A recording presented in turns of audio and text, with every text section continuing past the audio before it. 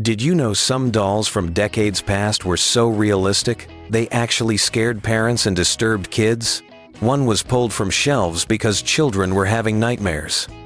These weren't cute or cuddly toys, they blurred the line between plaything and something unsettling. Let's revisit the strangest dolls ever made. Baby laughs a lot. Imagine a doll with giant eyes and a permanent wide grin.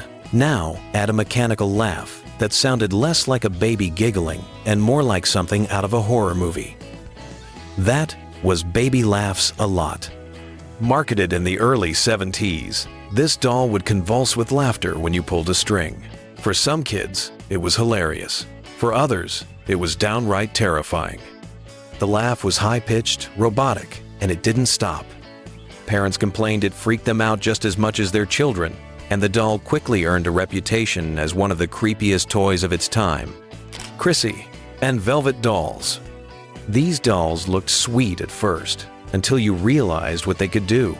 With the push of a button, Chrissy and her cousin Velvet could grow their hair. You pulled it out for long hair, pushed it back in for short. While innovative, many kids found the dolls' hollow heads and retractable scalps unnerving. Parents joked that watching a doll's hair slither back into its skull was nightmare fuel. Still, these dolls became massively popular and are remembered as both beloved and bizarre, embodying that experimental spirit of 1970s toy design. Man of 1,000 faces. This wasn't your typical doll. Hugo was bald, pale, and almost mannequin-like.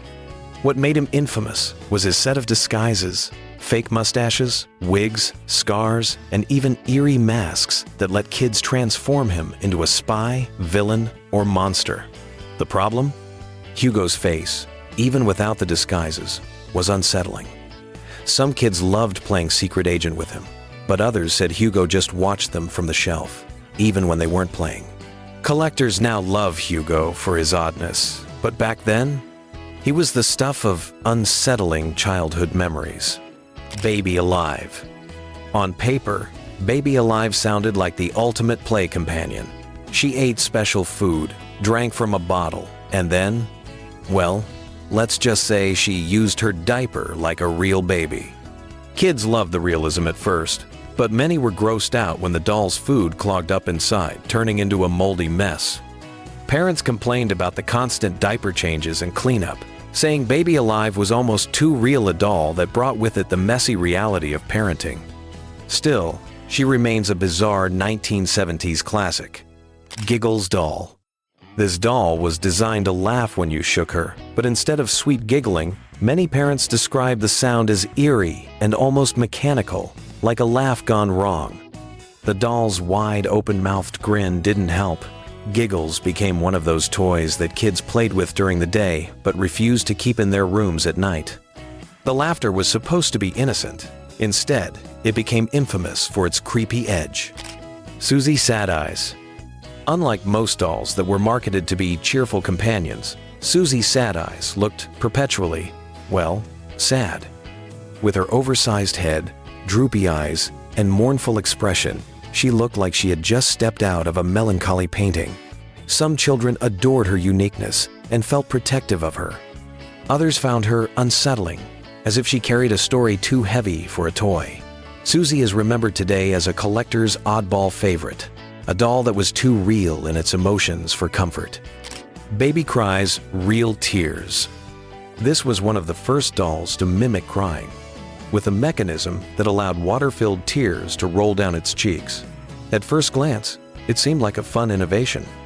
But when parents realized the doll would wail loudly until it was given a bottle, they weren't thrilled. For many kids, the crying became too realistic, making playtime feel more like babysitting. The line between toy and responsibility blurred, and while Baby Cries became a novelty, many remember it as the doll that was just too much work. Dancerina. This doll looked enchanting, a ballerina with a plastic crown that doubled as a wind-up key. Once wound, she would spin gracefully across the floor. But here's where it got bizarre. Her face was unusually blank, with a frozen smile and eyes that didn't move, giving her an almost mannequin-like quality. While she was loved by many aspiring ballerinas, Others found her appearance unnervingly stiff. Some parents even joked that Dancerina looked more like a department store dummy than a child's toy. Baby Secret. This doll looked like a typical baby with a wide-eyed stare, but when you pulled a string, she whispered phrases in a hushed, breathy voice. Lines like, "I want to tell you something," were meant to feel intimate, but instead they came across as spine-chilling. Parents reported kids leaving Baby Secret out of their bedrooms at night because her whispering was too creepy. To this day, collectors say she feels more like a prop from a horror film than a toy from a child's toy box. Patty Play Pal. Patty wasn't a small doll you could carry. She was life-size, standing over 3 feet tall, with shiny hair, glassy eyes, and a stiff plastic body. The idea was that kids could have a doll that doubled as a friend, but for many, having something the size of a toddler standing in the corner of the room was unnerving. Parents joked she was like having another child who never blinked.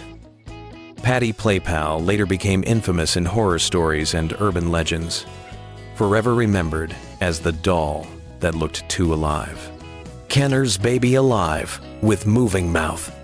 While the original Baby Alive was already unsettling with its messy realism, Kenner pushed it further with a later version that had a mechanical moving mouth.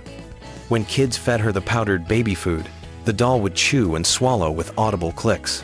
For some children, the motion looked fascinatingly real. For others, it looked like a doll possessed.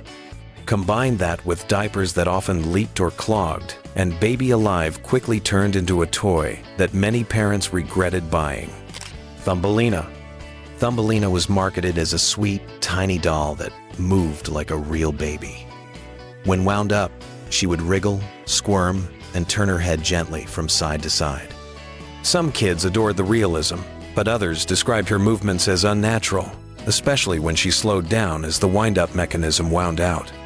The sight of Thumbelina twitching silently in the dark left more than a few children unsettled. She became one of those toys people loved to remember, but didn't always love to play with. Talky Tina. Technically, Talky Tina began as a character on The Twilight Zone in 1963, but her popularity inspired similar talking dolls sold in the late 60s and into the 70s. The doll's sweet phrases like, "I love you," sounded innocent, until the voice mechanism wore down.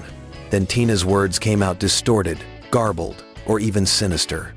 Parents recalled being startled by the doll muttering phrases in the dark, and kids were quick to tuck her away in closets. While she wasn't designed to be creepy, her reputation carried into popular culture as the doll that talked back. Tootsie Toy Family Dolls. Tootsie Toy released a line of miniature family dolls that were hyper-realistic for their size. Unlike cute, cartoonish figures, these dolls had exaggerated wrinkles, sunken eyes, and very adult expressions. Some even looked grumpy or stern. Parents were puzzled at why a child would want to play with a doll that looked more like their grandparents than playmates.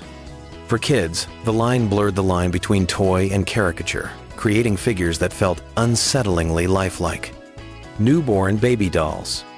By the mid-70s, companies were pushing hard to make dolls as lifelike as possible. The newborn baby dolls had wrinkled skin, visible veins, and molded features that resembled actual infants more than traditional toys. Some could even breathe with rising chests or had movable tongues. Parents said they admired the realism until they caught the dolls staring in the crib at night. Children, meanwhile, were split. Some loved caring for their realistic babies, while others found the level of detail deeply unnerving. Glamour Gals. This doll line tried to target pre-teens by making dolls look less like children and more like miniature adults. Dressed in disco outfits and evening gowns, the dolls had heavy makeup, sultry expressions, and a distinctly grown-up aura. For parents, this leap from baby dolls to adult dolls felt too fast, and many complained it sent confusing messages about beauty and maturity.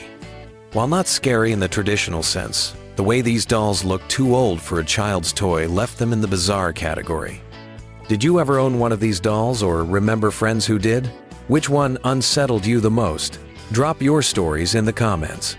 If this brought back memories, please like, subscribe. See you in the next video.